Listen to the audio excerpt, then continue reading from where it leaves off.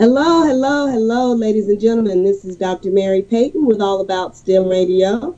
My guest today is someone I have bothered and begged and pleaded to come on the show. His name is Billy. This man is one of the premier music producers, artists, songwriters that I have ever met in the DFW Metroplex, Nashville, and across the U.S. I mean, he has made me so proud. He has taken my son under his wings and taught him some things about the production business I don't think he would have ever got in college. So I want to say hello to Billy, and my son Aaron is also there. So, Billy, will you tell my audience a little bit about yourself before I go into all this list of questions I have for you? Well, I built my first studio in my parents' backyard in a detached garage. And I did all the local bands in the neighborhood, and that was kind of my teach yourself experience, and read a million books about it and ran into a lot of good engineers through the years, and they, taught me stuff and watched and learned that way. Okay. Now, you said you started in your parents' backyard. What bands did you work with back then? Because I know you play quite a few instruments yourself, and you're really good. So it's just the local bands that you work with back then? Oh, yeah. Yeah, there was a guy in particular, Victor Manticon, who was played in several of the Hispanic bands in the north side of Fort Worth, and he was the program director at KESS, which was the Spanish radio station. And so I was recording his band, and then he started saying, "Hey, man, we could do jingles for the radio station." And he would write the lyrics and sing them, and he would write the copy, and then I would play all the different instruments and make a track for him. So we started doing jingles in Spanish, and I'm not a Spanish speaker, but a little bit through the years because I was exposed to it like that. That is so amazing. Now, I know you've been a lot of years, and not Billy, but you've been doing it some time. Give us a little insight into what the evolution of production has been, just a little bit, because I know back in the day when I was growing up, we had the reel-to-reel where recordings were made like that, and we had vinyl, and you go to CD, and, now productions can be made, almost anywhere.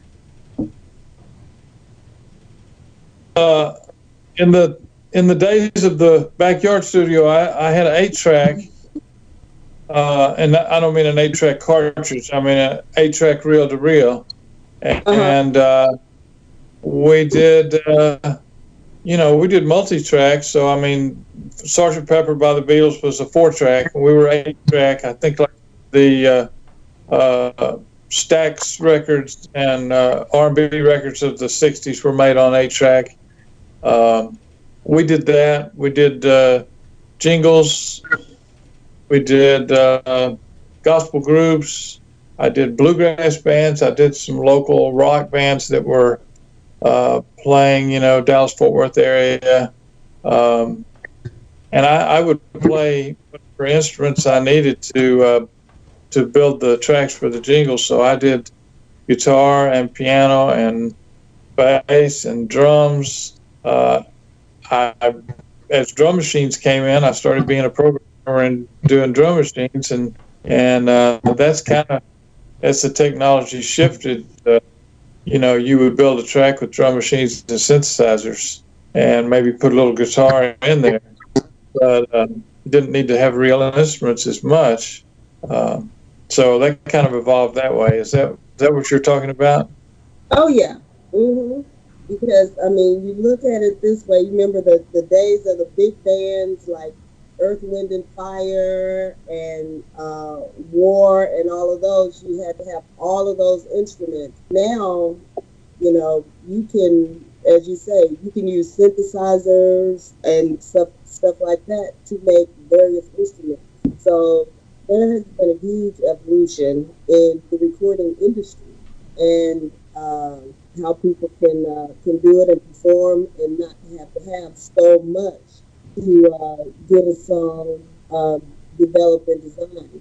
Now you have here that you have. Did you write some books and do some documentaries? Can we talk about those a little bit? Um, I've worked on other people's documentaries where I did the music for the background, and I've helped them, kind of like Aaron has as a cameraman and an editor, and learned the basics of it. I've never done a complete documentary myself. I have one that I'm working on that, I think it's going to become a book instead of a documentary because it's about baby boomers and the music of their generation compared to millennials and their music. And, to make a doc out of that, we'd really need the rights to a lot of famous songs to play to get in the background to make it come across and get the point to the person, to the viewer. But, I can't afford the rights to those famous songs that would make the documentary, rather than be a little local thing I could afford. It would make it be Ken Burns' $1 million production. So until I raise that kind of money, I may just do it as a book. So the craziest thing about that is, like, even if it's like 30 seconds of a song, to license that can be thousands of dollars. Yeah, it gets really up there, and especially Michael Jackson stuff. Yeah, and if you go through the generations, you're going to have the Beatles, Michael Jackson. You have to have big people, not local and regional artists. So, but anyway, whether it's a book or a doc, it's a cool concept. A lot of people talk about it already, but what I've found is everybody loves their music. Every generation thinks theirs is the best, and even if it's not the best, it's the most close and real and sincere for them, because that's what they grew up listening to, All right. Because, what you got to think about is there's always a song or a group that if it comes on, you remember where you were at that time, or what you were going on during that time, So, because I'm sorry, I am a huge Frankie Beverly and Mays, Earth, Wind and Fire, Chicago, all those big music groups from back then, Steely Dan. So, yeah, I mean, I understand where you're coming from with doing a book as opposed to a documentary, because if you go back to some of the music that I like, there's no way I could afford to do the documentary. It's one thing about you, and speaking of the generational thing, that I have enjoyed being around you back when I was at the museum. You love sharing what you do, not just with the audience at large, but working with students. Because I know you had students that came from one of the local Arlington high schools. Why is that important? Something that's important. Working with young. I think I just enjoy it, and I think I can pawn some of the work off on them, and like when they do some of the stuff that I've done like 800 times, and they're doing it for like the 10th time, it's still new and cool to them. Whereas me, it might be getting a little tired and going through the motions. Now the actual, once we get all set up and we're got our levels, I like the music as much as I ever did, but getting prepared and all that, I'll use Aaron since he's here. He does a lot of comparing and mic placement and getting levels and EQ to get the best sound that you learn, you after you do it, how many times does it take to do it before you start learning, you know? Well, it was like, first I had to learn to do it. Like, first off, it was like the mic, the cable, whatever you're using to get it into the computer. And it was just like, that was daunting. Like, that little bit with those three parts was hard, which he's done a million times. And then it became, oh, there's like other stuff I can do. I can move this mic around to get the thing to sound different, or I can use this channel behind us has a bunch of EQ with high frequencies, mid frequencies, and lows. You can spend time with that, and it was good that it was daunting at first, of course, because it's really good to know that you don't know all that you can know. That way, you can attack it and like learn as much as you can about whatever it is you're working on. So I bet it's cool to look at it from both sides. Definitely, I've had students of my own where I'm like, okay, let's play this chord, this simple chord. And they're like, but how? And like, what are the notes I'm playing? And I'm like, oh, I don't even think about that stuff anymore. Yeah, it's cool. It's like a refresher in a way. It makes you realize what you already know and reconfirm it when you have to explain it to someone else. Exactly. Okay, let me re-announce who we are. Hello, audience. Dr. Payton with All About STEM Radio, and I come to you every Monday from 7 to 8 here at Fishbowl Radio Network. Today I have Billy Herzing. He is a producer out of Arlington, Texas. He has been in the business for many years. So that means today, instead of doing STEM, we are doing STEAM. We are talking about the arts, and this is the art of music and music production. And Billy, I have a question. You have on here, how did you survive the music business? Because you've played a lot of roles, from being in your parents' garage as a child to working in Nashville to now working with students, and all kind of people come through the museum. That's where your studio is in Burlington, and you record all kinds of things. So how did you survive being in the business this many years? Well, I don't know. I think because I do everything. I mean, I was a bass player, I was a guitar player, keyboard player. I'm an engineer. Learned how to work at different studios, and then had my own studio. Was a songwriter. I did vocals and harmonies too. I'm not a great performer. I don't really love to be a singer and go out and perform that way, but I did a lot of it. And, that way, like whatever comes up, wherever the door is open, you have an opportunity. You can say, yeah, I can edit your album, or I can master your album. I've done that before. Or I can play bass on this guy's country album, even though I could probably play guitar too, but they got a guitar player. Yeah. But hey, you need a bass player from here.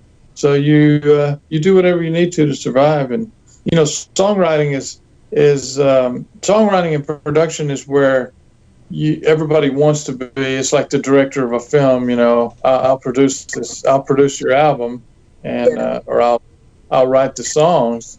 But you don't necessarily have in countries, say, when I lived in Nashville, you don't necessarily have George Strait or Garth Brooks needing your songs. So you're just writing for the artists available that you work with, and you're writing for yourself. And you're in the meantime, you need to be playing instruments and recording other people and keeping the money flowing and surviving, as you say. Surviving is, it's where it's at. I think it's like a lot of that and a lot of not letting yourself say no. Yeah. Like you could just be a guitarist and only be the guitarist. So I bet it's a lot of, you need a guitar player? I can do that. or you need a bass player, I can do that. Or you have a whole thing you're trying to make, I can help you produce that. Right. You go where you're needed to keep yourself in the flow, and it's fun, And that's the main thing. It doesn't seem like surviving because you're having fun, and it's like, come help me figure out all these harmony parts, and then sing one of them, and then punch me in, and I'm like, do I want to really sit there for 7 or 8 hours and figure out all your harmonies, and then punch you in? And it's kind of fun. It's cool, and when you get through, man, you know a lot more about harmonies than you used to. Now, speaking of that, if you don't mind, I don't know if you're able to tell me, but what are some of the songs that you produced or written, and who are some of the artists that you've actually worked with, if you can tell me? Gosh, well, I only have one song that was a hit. It was a song called "Right from the Start," and the artist was Earl Thomas Conley. He was on RCA in Nashville, and he recorded that song and made it a single, and it went to #1 in country. So it was a pretty big song. Now, through the year after that, I signed a deal with Sony as a staff writer. Now there, I didn't have any big songs, but I wrote a lot of songs for Sony and for the company. And I co-wrote with a lot of famous writers. And I had songs on, all kinds of local artists and Sony artists that you wouldn't have heard of, but people who they were promoting, And then after that, I was with Warner Chappell, which is Warner Music. Same thing. I was about 5 years with them. Now there, I had a song that I'm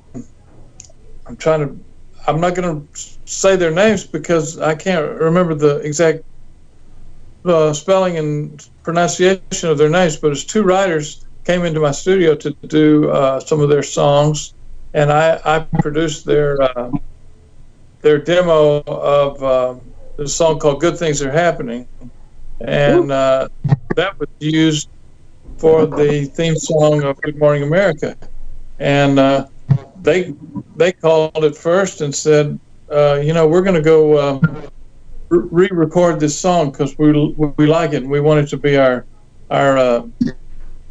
new opening theme. And at first, then they called back a few days later and said, we're not going to re-record it. We're just going to use your recording. So we're going to call you the producer, and your version is going to be the one we use. So, that was one that I heard a lot. I'm trying to think. I've done 67 CDs of artists like reggae artists from Sudan, from Jamaica. I'm looking at a poster and trying to see things I recognize. Tori Martin, who's a young artist who's in Nashville now. I worked with her and made her first 2 or 3 records. Let's see. Frankie Marino is a big artist in Las Vegas that came through Nashville, and I did his first 2 or 3 CDs before he moved to Vegas. There's a million of them, and after that, I was when I moved back to Texas, and I've done some of artists that have put out CDs in what you call red dirt, which is Texas country style, alternative country or whatever. And also my studio in Nashville for many years, we did demos for the publishing companies. And what you're doing with the demo in a publishing company is you're taking a writer's song and you're doing the version that they're going to pitch to the label. And we had like 7 or 8 songs through the years that we did the demo recording, and it was ended up being used by Garth Brooks, Kenny Chesney, Patty Loveless. I don't know if you even know some of these country artists are, but they were all major artists. And sometimes they copied our demo or copied our recording. I mean, just some of them even called me and asked me who the players were, so they could use the same players we used. And so I did a lot of production of demos that sound like records that ended up being records. But I'm just rambling now. I can't remember what we even were talking about. Everything that you've worked on. Yeah. So and I've done a lot of recording in the studio with artists who are well known. Now, I didn't write their song and I didn't produce their album, but through working in Nashville, I met and worked with a lot of them. Mm-hmm. Now, you mentioned, using songs, other people. How royalties work when we talk about the music business? I know in the state where you're working for an organization, you're working for a company. Whatever you were doing belongs to the organization or the company that you were working with. But on the art side, on the artist side, how do royalties and getting paid and publishing and all of that, how does that work? Well, if you're a staff writer, you sign a contract with a company, a publishing company, to write for them. It's kind of like they're commissioning you, and they pay you a salary or a draw, and then you write, and they technically own the publishing to the song, which is publishing is half the income, the writers is half the income. So basically, they're getting half your income if you have a hit. If you don't have a hit, they're investing that money each year and losing it, and you're getting paid to write, and you'd rather have the hit, even though you're still getting money without it, you'd rather have the hit because that's where the bigger money is. So that's a whole nother thing, and your contract dictates certain level of royalties, and it says you get a certain rate for. In those days, they had mechanicals, which was how many CDs you sold or how many albums you sold. Streaming. Yeah, you get 10 cents a record or 9 cents a record. If it sells a million copies, 9 cents is $90,000. So it's pretty good deal if you can get a song like that. And then there's radio play, which is what BMI and ASCAP are. That's performing rights organizations, and it's played.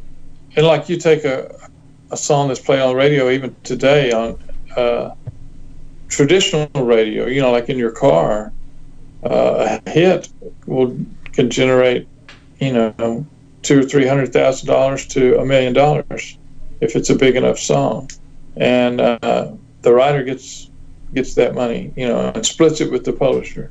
So that's a good chunk for a big song or a number one or a top 10. And now they're streaming. One of the controversies now is, streaming pays, like if a traditional radio song would pay 24 cents or 12 cents per airplay, a million airplays would be $140,000. Okay, that's the same thing. A million streams would not be $240,000. No. It would be like a million streams. I'm trying to think what that would be. Probably like $2,000. Maybe 1% of what it used to be. It's really, really small. That's why a lot of artists are you know, argumentative about doing those deals with streaming companies. They're trying to push them to pay more, but at the same time, you know, when people stream, they're not listening. You don't know if they're listening to the whole song, and they're not buying it. They're paying for a once a month fee, or like you can have a free version of Spotify and hear everything. You don't even need to pay anything, so they can't afford to pay the rates. But if you take an artist like Tom Petty or something, or an artist who's selling millions, his royalties from radio might be several million, and his royalties from streaming might be several thousand. So it's a big difference. Okay, now speaking of that, how is there music or radio? Hey, Mom, hold on a second. The whoever's on the fishbowl side, they're unmuted, so we keep hearing your lines twice. Like we're hearing you twice. Oh, I think he's fixed that. Going back to the question, how would someone get their music on radio? One more time. One more time. How would someone get their music on radio? On radio. Okay. Okay. Man, question of the century. Yeah. People have been asking that since the 50s, and they're still asking it. But you know, a lot of different answers. If you take the newer artists, they're producing stuff themselves and putting it on SoundCloud, on you can put it like on iTunes and yourself. Put it on Spotify, put it everywhere, and try to draw attention to it through YouTube or through your own marketing and social media. Try to get a following going. Try to get something to go viral. That's why a gimmick song or a comedy song sometimes hits better, because it's something that people will send to their friend, because it's just stupid enough to say, hey, you got to hear this. But even without a gimmick, just something that's cool, you're making your own records, you're promoting it yourself, and you're hoping you're that one person that gets the following, or gets viral on social media or on YouTube, and then a label may pick you up, but who knows if you even need a label at that point. At that point, yeah. If you're selling that much, Billie Eilish, that whole thing. I don't know who turned everybody on to SoundCloud to listen to it, but they produced the record at home and put it on SoundCloud, and that's how they got noticed. Now, you don't ever know all the details about that story. You don't know if she had an agent or a manager that somebody at SoundCloud invited a bunch of people to go there and did a campaign, or if it was random and lucky. It could be anywhere in there. But that's streaming. In the Red Dirt Texas world, there's a whole network of radio stations in Texas that play country music that you can hire a promoter for $3,000 or $5,000, and they will work your single, and they will call those radio stations and beg them to play it and call them regularly and try to get each station to add you, and you get enough ads, you get enough stations playing you all at the same time, you will start to appear on the Texas charts. And then you have like a regional hit, a Texas hit. And then maybe Nashville notices it then, and that's kind of what you're hoping for there. It's one of those things that might be like still shrouded in mystery on purpose, because I have 1 or 2 songs on Denton Radio right now, and that literally only happened because I met a guy, we became really close friends, and then later he was like, hey, I help manage this radio station. And I was like, what? And he threw it on there. He was like, yeah, I like your stuff. We're going to put it on here. And there's some local record labels that I'm sure still have those connections. My friends in Meat Pango get local play. Now, I still don't know how they do that. I've asked them, and they don't know how that's happening either. Someone else doing it for them. Yeah, and you may have a promoter that's doing it for you, or a manager, or you may have just someone that likes your stuff at a one station, and they have the freedom to add something. Maybe it's just once a week, like on a local show, like during the week, you got to play all the normal people, but on the local show once a week, they can add some people like that, and that's where it starts. It always, but going back, you got to have something that's cool enough that if they decide to play you, or if they decide to listen, it's going to knock them out. You can't go in there and say, well, I got some pretty average crap here, but because you're my friend, you're going to play it. They're going to say, probably not. You got to have something good either way, whether you have the friendships or not. And then as you go through, try to make those friendships, and everything happens through. Ask people how they got their job. Not in music, just any job. A lot of times they fill out an application, maybe a first job, but most people get their jobs through knowing someone, or if it's a career, a lot of times, somebody. There's a connection. Yeah, that somebody who lived down the street, or went to church with, or went to school with, or you knew their parents, and hey, use this guy. He's my son, or he's my friend, and then there you go. It's the same way in music, So. I mean, I'm listening to both of you, and it's just like getting a job. It's not always what you know. It's who you're able to connect with. It's who you know and where they are in the business, and getting yourself out there. It's like a constant thing. Like I do with the show. I'm constantly passing out business cards, sending out emails, letting people know that you're still with it, and so on and so forth.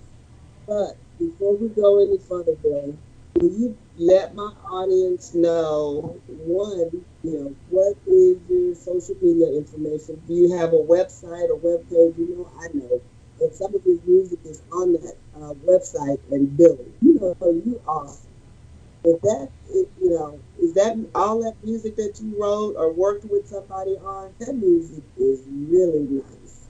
I was playing it in my class Friday, and the kids were like, "You know this guy? Yeah, I know this guy." So, tell my audience how to listen to you, contact you, whatever you want to give them, but don't give them your personal phone number.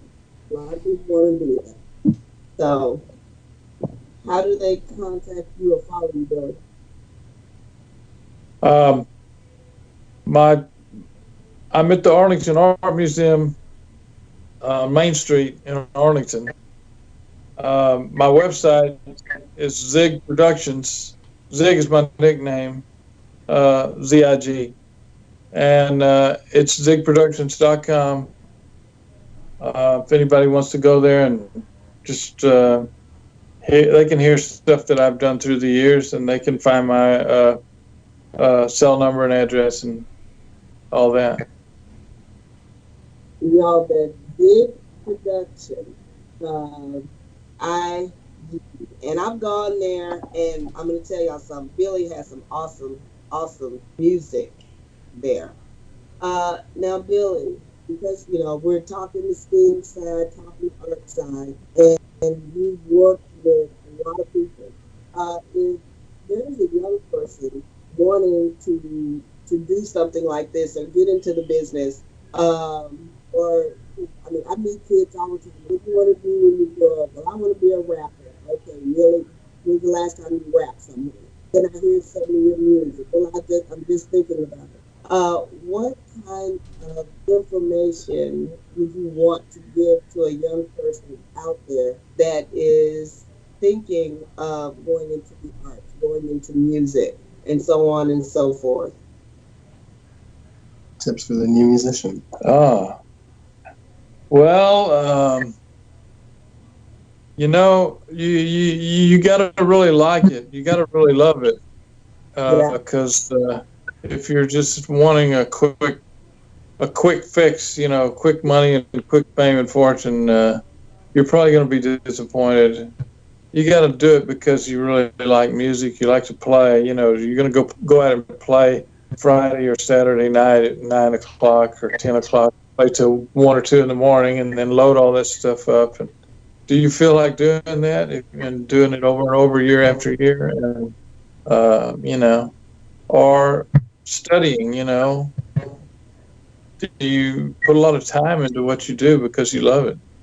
That's one thing. If you don't, you're going to get bored with it. And you're going to be disappointed that if you're just looking for fame and fortune, but and find your own voice.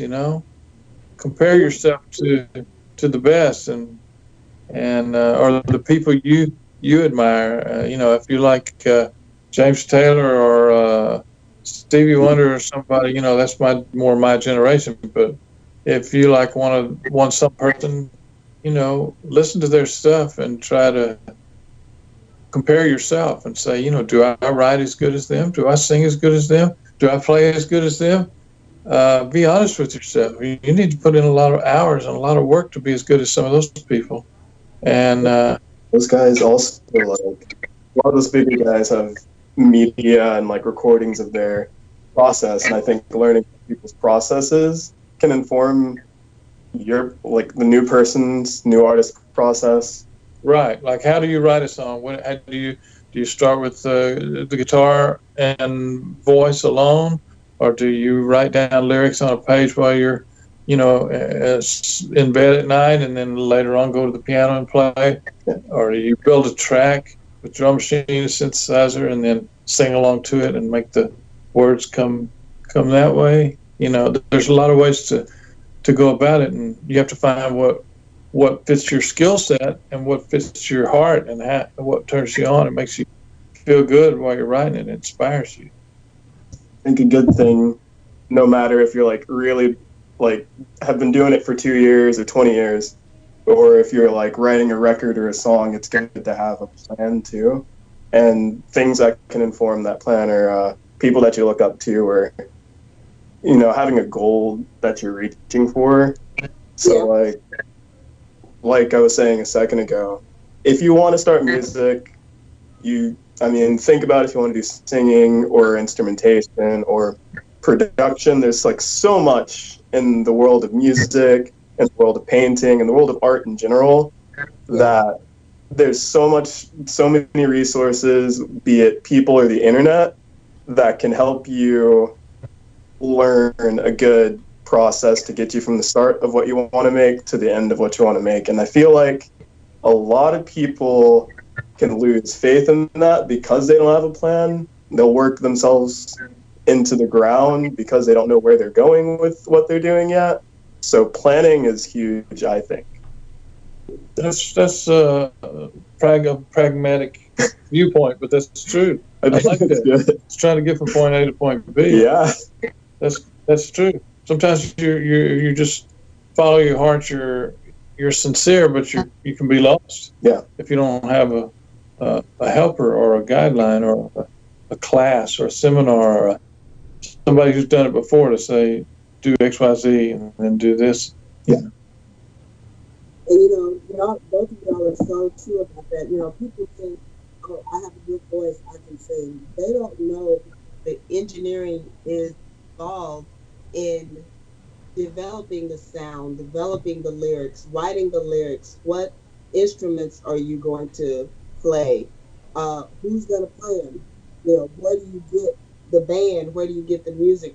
Even the production now. You can sing in the shower, but when you actually put that on MP3 or a tape, or does it sound good? I mean, those are the things that you really have to think about. And I know, Aaron, you working there with Billy in the studio has taught you a lot more about getting the sound as clear and as sharp as possible. So, all those things are very important. So we have about another minute and a half left. Is that, well, tell my audience again how to contact you if they want to contact you, or what your website is, and give them, a little bit of insight to take with them as we leave this broadcast. Cool. Website. zigproductions.com. EIGproductions.com. That's all. That's all I have. We forgot the one most important thing. What? That everyone who's done it for a few years has to tell anyone who wants to do it. And it's one word, and it's practice. Oh, yeah. It is. You have to keep practicing. Yeah, definitely. Yeah. That's kind of what I meant with if you don't really enjoy it, you're gonna get tired. Yeah. If you believe in it and put your time into it, you'll see progress, and it takes work.